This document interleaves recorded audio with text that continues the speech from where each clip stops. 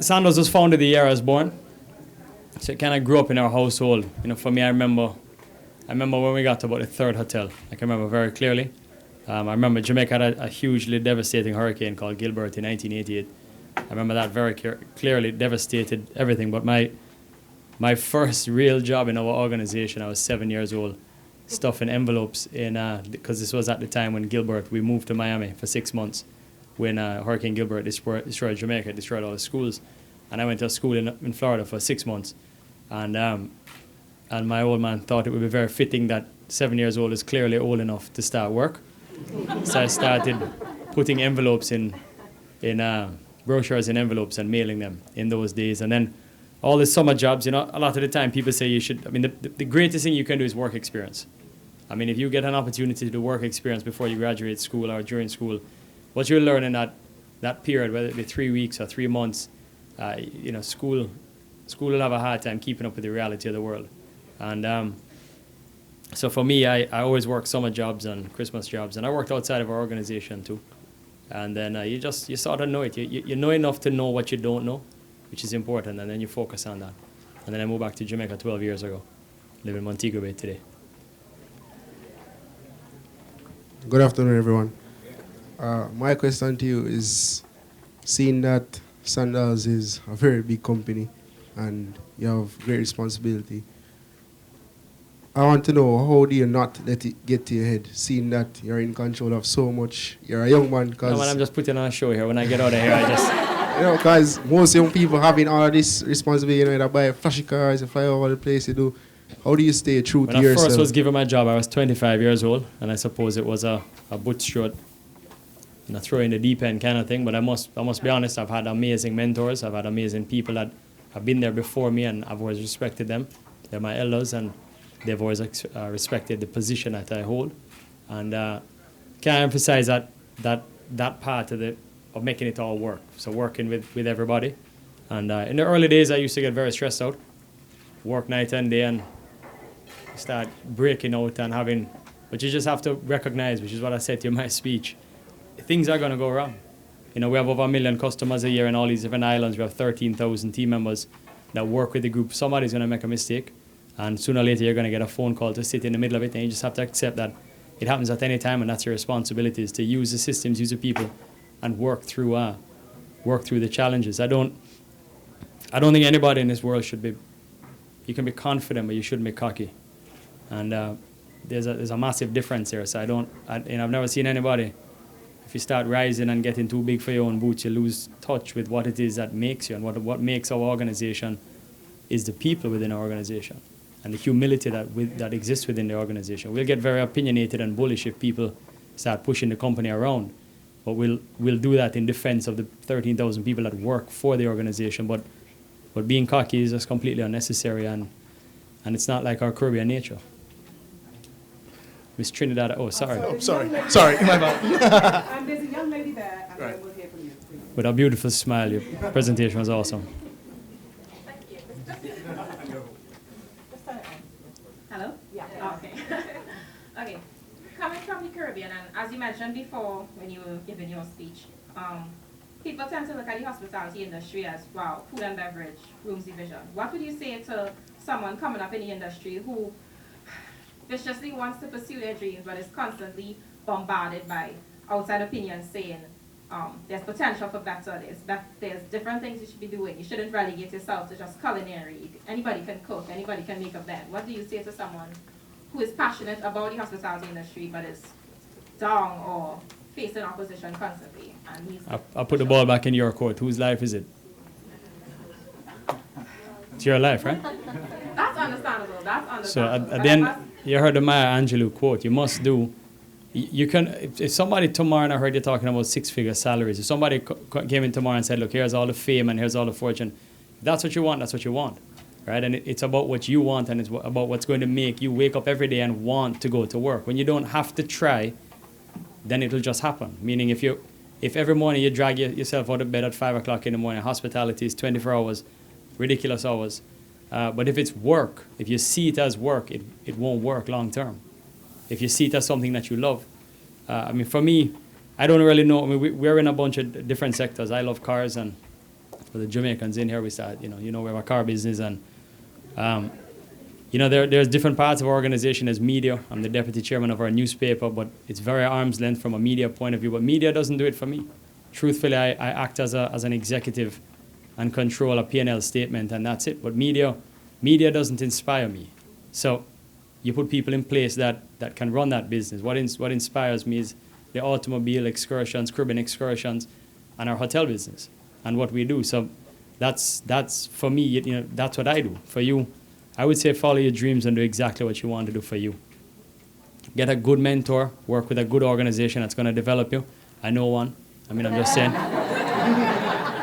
You, everybody saw it here today. You have a swag about you and a style and a beauty that is coming from within. And it's, all Jamaican men love Trinidadian women. So I'm not saying it because of that. But you have it in you. You can take one look at you and see that you have what it takes to be in a hospitality. And if it's what you want to do it. I was not hitting on her, just telling you. Right, now that we had Miss Trinidad, I think it's fitting you have Mr. Trinidad. Yeah. At the beginning of one of your speeches, you clearly showed how much it takes to be a pioneer and how it pays to do that. And I'd just like to ask you, what does it take to be an entrepreneur? Like, what is it, you've already reached there, but what does it take for you to, come out of your shell, come out of your pocket and say, wow, how do I make this business plan work? Like, what does it take? It's a good question. It's a hard question to answer because entrepreneurship is not really something that you can put in a bottle and package up. What you guys presented a while ago, your minister came over and, Minister Ottaway from Grenada, and she said, boy, we all want to know when we can go check in because it sounds great. But the reality is a lot of the times you're doing things that you know are good ideas and you're being an entrepreneur in and of itself, you don't even realize it. You realize it when the media surrounds you, you get pictures and you see yourself on the front of a newspaper that says, you've done it. But you're creating it as you go along. The entrepreneurship to me just keeps meaning never settle and keep pushing the envelope. Our success in our hotel company has come from deliberately being what we say deliberately different. There's got to be a hook. There's got to be something that somebody in North America, the European markets, is going to say, I must go there, right? The beautiful beaches all over the Caribbean, sun, sand, and the sea, but there's got to be something within, and it's pushing yourself to say, all right, never accept the status quo. So it worked before, so what?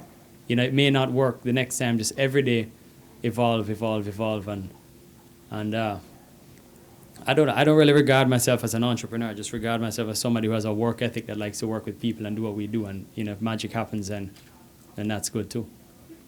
Okay, thank you. USVI, I think we have 2 questions.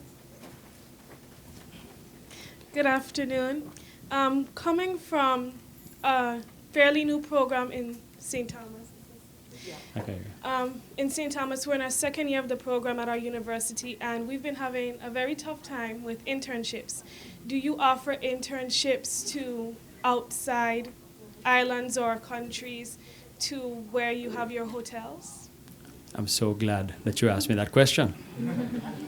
Absolutely. At any given time, we have over 500 interns in our system from all over the world.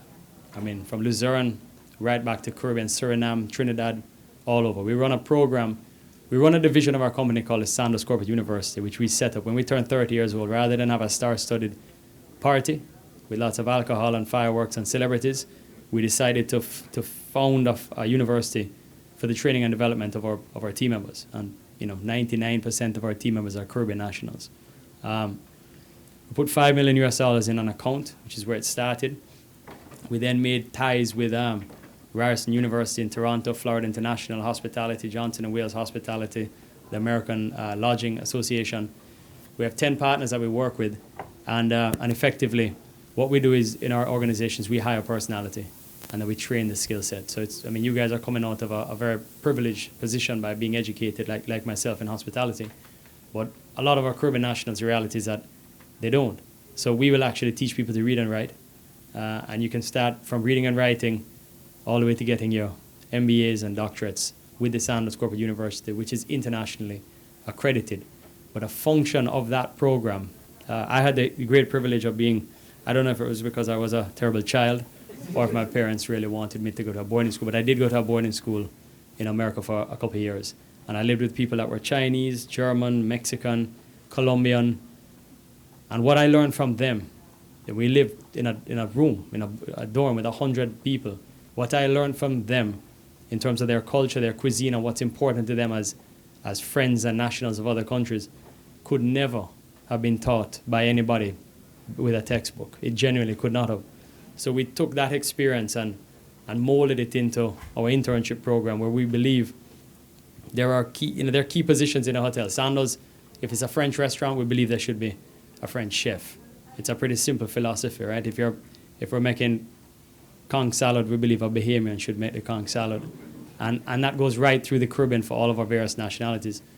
So if you take the sort of simplistic logic of how it works, if you walk into our hotels today, primarily the Caribbean nationals, but they're people from all over the world, we have a dedicated block of students outside of the manning of the hotel. So the hotel employs 500 people.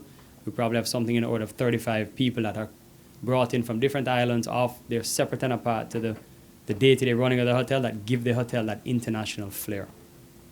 People see us as an international brand, and it's something we've been doing for about 4 to 5 years. And if you'd like an internship, I'd have no problem giving you one. Excellent. All of you. From the BVI, and then one person, then I see somebody else. My colleague will get the microphone. Yes, please. We'll work you hard, though, I'm just telling you. Good day. As a future hotel owner and builder, what would you say and where would you start to get investors to build a hotel?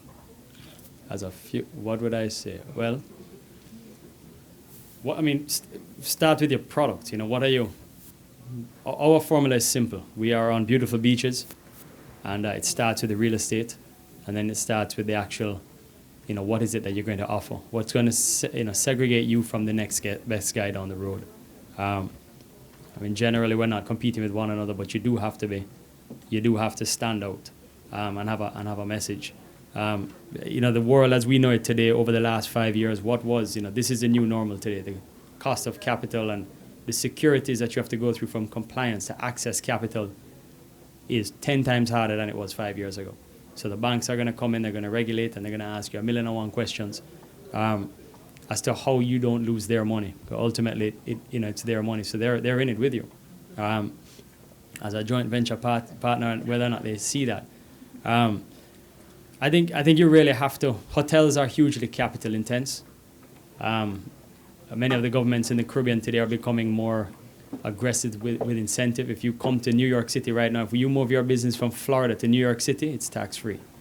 You get tax-free incentives right here in New York City to move your business. And if the great state of New York is doing that, in the Caribbean, you need to do the same. So they're very expensive machines. They hire a lot of people, and there's a lot of economic footprint that spins off of it. But I just think you have to really have a strong business plan and know who your customer is and know how you're going to take care of them, and never underestimate social media and the power of your repeat client basis to give you the foundation for cash flow every month. And despite what anybody says, they say we're profitable or not, cash flow runs businesses. You got to have that cash turning over and over. Thank you. We're going to have one final question, because I'd hate to deny that student the opportunity to ask Adam a question, so go for it.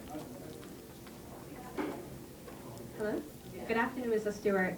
I was wondering, with your properties in Antigua and Barbuda and the community development, what exactly are your employees, if they're actively involved, that is doing to help with the community development? How much time do we have? 1 minute. So the way the Sandals Foundation works is Sandals goes into a community. Let's take Grenada, for example, because it's the most recent hotel. It goes into the community, it employs people as a pillar, as a department. So you have water sports, food and beverage, all of what I mentioned. The Sandals Foundation is actually a division within our organization. We don't go into anybody's communities and tell them as a big corporation what their problems are. We walk into the communities and we try and seek out what their challenges are in harmony with them themselves. So effectively what eventually starts happening, it starts to self-propel itself, because the team members of the resort are the ones that are helping us identify the issues. They live in these communities, and then they become the custodians and guardians of the Sandals Foundation. So we have with us this lady here. You can stand up, Heidi, and smile. Heidi she's our director of programs at the Sandals Foundation. Our foundation just turned 5 years old. It was founded on the 18th of March 2009. We've collected over $16 million in cash and kind. We've had over 12,000 volunteers in 5 years. We've affected 180,000 people directly. We've adopted 26 schools. We've built 3 schools. We've gifted over 500,000 books into the Caribbean. We've had doctors' programs. I need more than a minute to explain this to you, but sandalsfoundation.org. But what effectively happens is you just never get it twisted at all. The people run our hotels. They take care of our customers. And as private sector, we have a duty to give back to those communities, and we're doing so. And while we're here in New York City talking today, there are 13,000 ambassadors in the Caribbean talking to our customers about our challenges. And I think, let me just say one last point. When we were starting our foundation, everybody said to us, nobody wants to hear about the problems in Jamaica and Antigua and anywhere else. And we took a very aggressive position at the time that said that's rubbish. We live in a world with the advent of the World Wide Web, where if you really want to know, there's an amazing thing called Google, and you can go in there, and if you ask a question, it will tell you an answer. And we took a very hard position that said we have a duty as private sector to work with governments, have them facilitate, but to get and to do as much as possible to curb the challenges that we have. So we work with our distribution partners, our airlines, our customers, everybody, and raise these funds. Our team members help us do it. But I mean, to our question, about entrepreneurship, that was a very bold decision, and I made it myself with the team, and I said, that's rubbish. We are selling a dream, but right here in New York City, there are problems, right? And if you go to any town or city anywhere in the world, they have problems. So private sector cannot ignore it. It's our responsibility, it's our duty to fix it. So that's my very long-winded question, but the Sandals Foundation has become something bigger than I ever thought it could, and it's growing at about 100% a year. Thank you all.